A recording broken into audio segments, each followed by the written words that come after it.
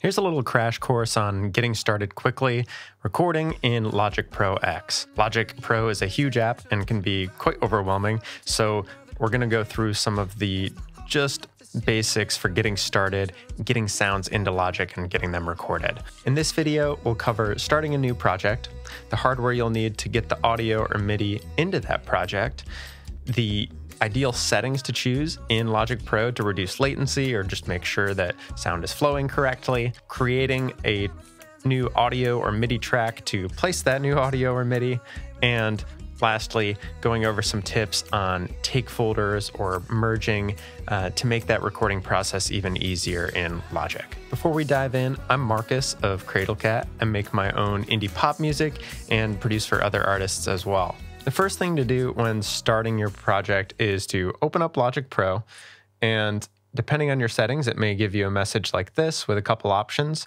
and we're going to want to create a new empty project in this case. Or if it doesn't give you those options, you can go to File, New, and if it ever prompts you for anything, just choose Create a New Project in this case. Next, it's going to ask me to create a new track in that project. So Logic wants to have at least one track in that project. It doesn't like having a project with nothing in it. So I can choose to start with a software instrument here, which is what it's prompting me to do now, or go over to audio. In this case, we're going to start with just the software instrument. I'll click Create, and we'll come back to that later. So in this case, since I started with the software instrument, I need a way to make sound come out of this instrument. At the very basics, I could use my keyboard here, or my musical keyboard. So if I go to Window, Show Musical Typing, or just Command K, that's going to let me use my normal keyboard as a keyboard, a musical keyboard. So I'm just typing in there, making sounds come out there.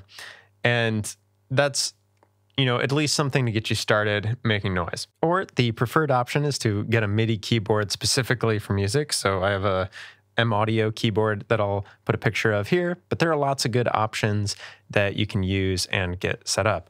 Really, all you need to do is make sure that you have a MIDI output from that keyboard.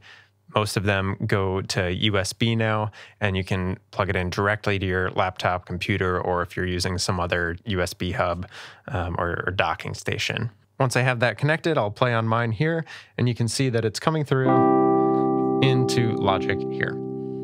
There are way more complex things you can do for mapping different knobs and different faders, that kind of thing, on some of these MIDI keyboards to what's happening in Logic, but we're just going to plug it in and use it as is for now. So now we have our MIDI keyboard helping us get sound into our software instrument, and we want to switch to audio. So how do we get our vocals or guitar, anything else we're trying to record through a microphone, into Logic Pro? Well, one thing you'll need is a microphone. I'm using the Shure SM7B here. I've used the SM58 before, SM57, a couple of condenser mics, and there are, lots of options for your microphones. The differences that I'll cover here are just how you're going to get it connected. So, for example, if you're using an Audio-Technica AT2020 Plus USB, that microphone goes directly into your laptop or computer using a USB cord. So it plugs directly into the USB port. So you're not going to need really a ton of extra hardware to get that connected. That's connecting directly into your laptop. So the other option that gets more common as you're using really any professional microphone, any of the ones I listed earlier, is a microphone that connects using a microphone cable or an XLR cable. So that's not going to plug directly into your USB port. You'll need to use what's called an audio interface. I'm using a PreSonus AudioBox i2, but there are lots of good options for this. And what these audio interface boxes let you do is, mine has two inputs, so I can plug either two separate sources or a single stereo source in to my interface. So in my case, I'm just using the vocal microphone for this example, and I'm plugging it into the first input. So these audio interfaces, in addition to having the plug for the XLR cable to go into, they have a connection that plugs into your USB port on your laptop or computer. So in the setup I'm using today, I have that all connected now. My Shure SM7B is going to an XLR cable, which is going to my audio interface with one stop in between, which some microphones need, some don't. You'll just need to Google that for your case. But in my case, I need a preamp or a gain booster in between. So before it gets to the audio interface, I'm just plugging that into a preamp, going into the audio interface, and that audio interface is then connected to my laptop into its USB port. So now that we have all of that connected on the hardware side, the next thing to do is to tell Logic Pro where to find that audio input. To do that, I'll go to Logic Pro up here in the upper left, Preferences, Audio, and on Input Device, you'll want to select the name of that audio interface. So I mentioned earlier, I'm using the PreSonus AudioBox i2. I'll make sure that's selected and go ahead and click Apply. So mine's already applied here. Just make sure you click Apply once you're done with that. And Logic Pro will now know where to get the audio from. To see the audio actually coming in, let's go ahead and test it by creating a new track. This time, we'll choose Audio Track. I want to choose Input 1 because that's the one I have it plugged into. And we'll click Create. So now I've created this audio track, and to test it, I can just click on Record Enable or Input Monitoring and just make sure the sound's coming through. Check. Great. So now we have the basic track set up. Let's go take a look at some of those other settings that we breezed past earlier to make sure Logic Pro is set up for the best recording experience we can. I'm going to go to Logic Pro, Preferences, Audio again. And the first option, Audio Device, this will depend on where you're listening from. So if you're just listening through your built-in speakers or your headphones, you can go ahead and choose either your laptop speakers or your external headphones. Or most of the time where I'll listen from is my AudioBox i2. So in addition to receiving audio input from a microphone or instrument, you can also connect your speakers to the outputs of the audio interface. So that's where I actually have mine set up. And then I'm using some more complex routing here for recording this tutorial. So I'm going to leave it on streaming output, but you'll either want to do headphones, speakers, or if you have those connected to your audio interface, go ahead and choose that audio interface as the output. We already selected the input earlier.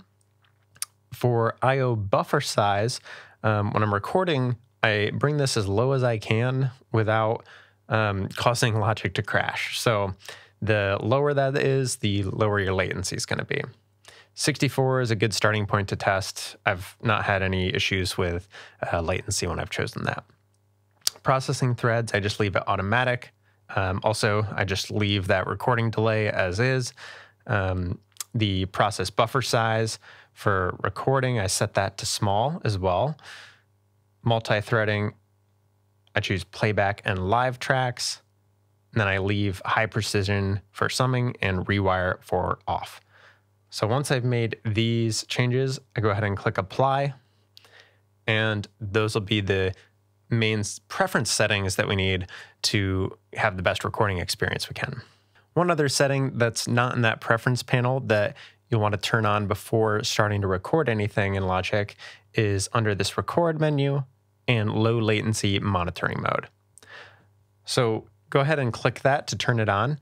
And what that does is if there's any latency causing plugins on your tracks as you're starting to record, it just bypasses those during the recording step. So if you notice any intense delays or latency as you're recording, and that'll sound like you're kind of hearing yourself after you're singing, or you're hearing your guitar after you've played it, and there's that delay in between what you're actually doing and what you're hearing back. Those are the main things to check over in Preferences, Audio, making sure those settings are what we reviewed. and going to record in low latency monitoring mode. So those are the main settings here. Let's go take a look back at the tracks we set up and make sure we have those set up the way we want to record. So over on my software instrument track, it shows the this basic electric piano as a starting point. But when you click on that track, you can go ahead and click on this instrument library icon to choose any other instrument you would want here. So, you know, for choosing a piano, can switch around and choose whatever we need to there. And on this audio track, let's go revisit some of the settings here just to know what's happening. So when we first created the track, we chose input 1, if you remember. But I can go here and choose either input 1 or input 2, because those are the two inputs that I have available on my PreSonus AudioBox i2 audio interface. So depending on your interface, you may have 1, you may have a lot more than 2. But this is where you select the individual input that you're wanting to get that audio from. So as an example, maybe you have, let's go ahead and just duplicate this track, Command D. You may have another microphone plugged into input 2, and you may have your guitar plugged into that one, and or a microphone on your acoustic guitar. And that way, you're recording your vocals into one, your guitar into another, and you can record them. And I won't click that because it just gave me feedback. But you can enable both of those, record them at the same time if you're going for more of that live performance. So now that we have the track set up, let's walk through a quick example of recording something into Logic Pro now and how you can use take folders and merge options to make that process even easier. So to get started, you're going to go ahead and click this record button here or R on your keyboard. So I'm going to click R on my keyboard and then record in something on this instrument track. Oh, and there's actually one thing we forgot here. So you can see once it actually started recording, I had a metronome at first and did not afterwards. So the little settings here, this is a count in option. And if you hold and click on the bottom there, you can choose how long of an intro you're getting counted in for. So this is before it actually starts recording. And then metronome is if it's still giving you that beat even while recording. So usually you want that on. I'm gonna have them both on. And now when I click record, you'll see that that beat continues even during the recording.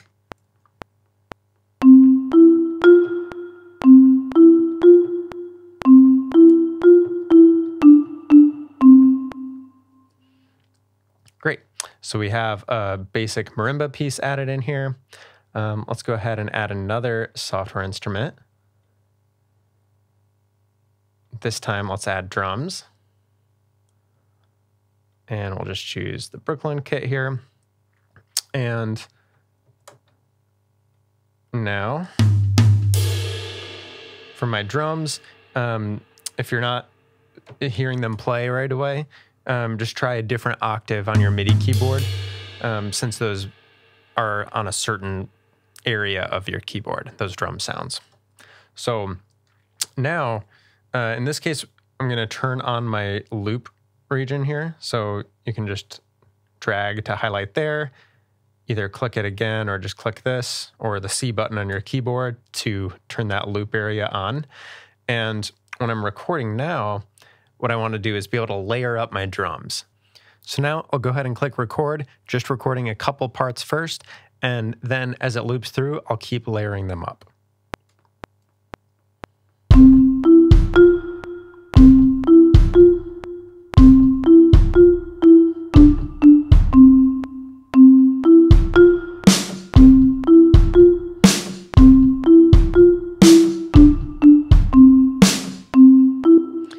And I can stop it in between and click record again, and it'll still layer it up on that merge. So if I need to find where a certain note is here, so got my hi-hat and claps, let's try those.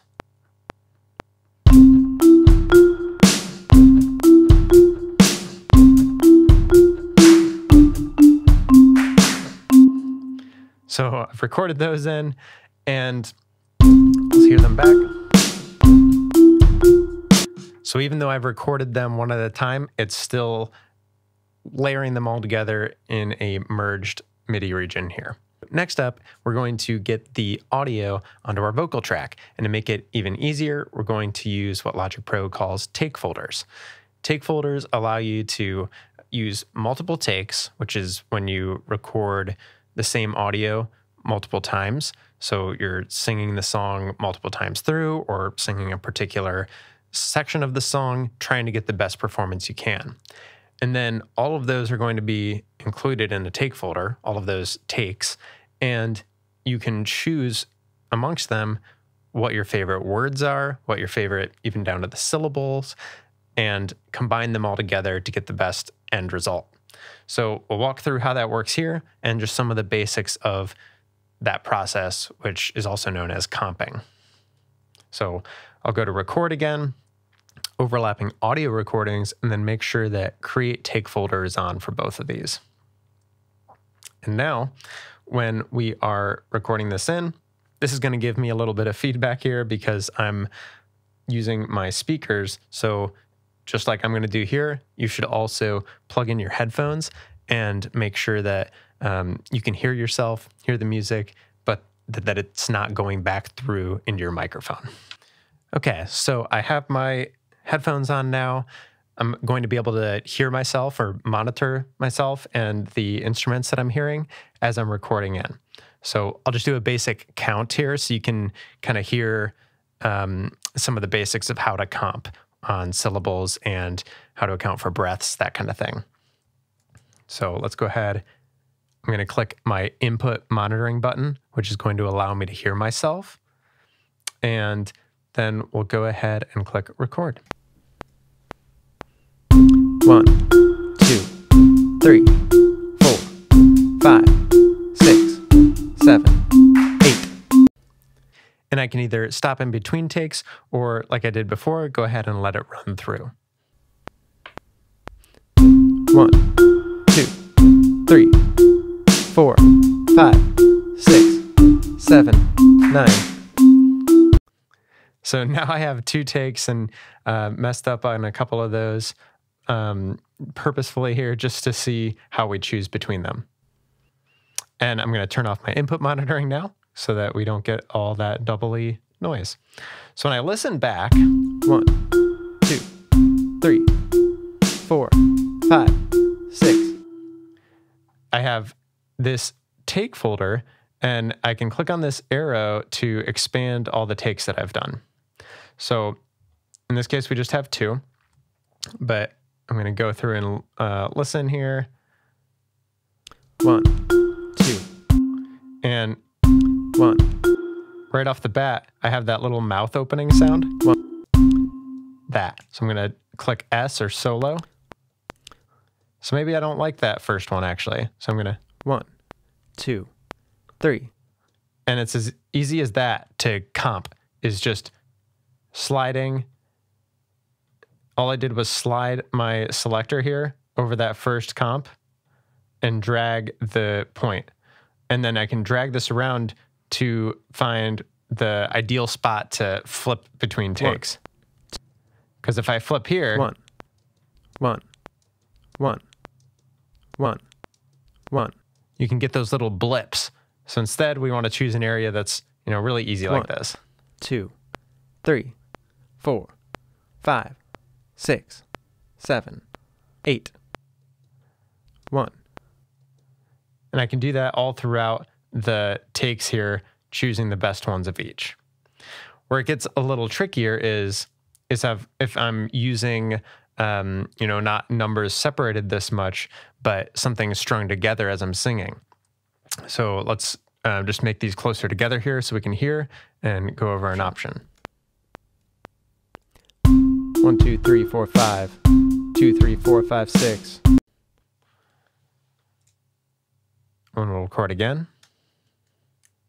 1, 2, 3, 4, 5. 2, 3, 4, 5, 6. So now when I look at these comps, 1, 2, 3, 4, 5. 1, 2, 3, 4, 5. if I'm looking between 1 1, and 2. 1, 2, 3. This is where it gets a little trickier. So again, I'll solo. 1, 2, 3. These are still more separated than you might see in some singing. 1, 2, 3, 4. 1, 2, 3. So I'm still not hearing any blips there or anything super noticeable. And that's what you want to do when you're comping. You want to try to get between words, find consonants or different syllables that are easier to comp on. Usually those are S's or, right before a consonant. And let's see if there's anything a little 4, trickier. 5, 6. 4, 5, 6. So 4, 5, 6. 4, 5, 6. 4, 5, 6. 4, 5, 6. So you can hear it start to blip as I move into the actual middles of the words. But if I try to stay in between or on the 4, S's, 5, 6. it's much less 4, noticeable. 5, 6. So those are just things you want to keep in mind as you're comping between your words, phrases, that sort of thing. And whenever you're recording these takes, try to be as consistent as possible in your distance to the microphone, direction of where you're singing, anything like that, because that's going to come through as different in each of your takes. And when you're switching between them, you want that to be really not noticeable at all. And if you're, singing one here, singing another back here, maybe singing one, leaning over, those are all going to sound different, and it's going to sound really jumbled as you're compiling them together, as you're comping them into that final result. So try to be really consistent, then go back through, choose your favorite takes, your favorite words, favorite syllables, and if you still have problem areas, that's okay. You can go in and find the individual area here and just record right over that problem area. So if I needed to record again here, 2, 3, 4, 5, 6. you don't have to record the whole thing over again. You can just record a smaller area here and include that in your comps. Great, so that covers the basics of getting started recording in Logic Pro X. Again, just to review, we started by creating a new blank project. We went over the hardware you'll need, the MIDI keyboard, the microphone, the audio interface, and the cables needed to connect them all to get sound or MIDI notes into your project. We then went over some of the settings to choose in Logic Pro for the best recording experience, both on the Logic Pro preferences menu, as well as the metronome settings and the low latency recording mode settings. After that, we reviewed the basics of getting your audio track set up and your MIDI tracks set up for those software instruments. Lastly, we went over something a little more advanced, but I find really helpful, especially as you're getting started, how to use merging as you're working through your MIDI tracks, especially on drums, and how to use take folders when you're recording audio. Very helpful on vocals, guitar, anything else you're recording in. So if you found this video helpful, go ahead and let me know in the comments, or let me know if there's anything else you want to see next in the comments. And if you liked what you saw, want to follow my music, or just stay up to date with any of my other videos, go ahead and subscribe here on YouTube for more. Thanks.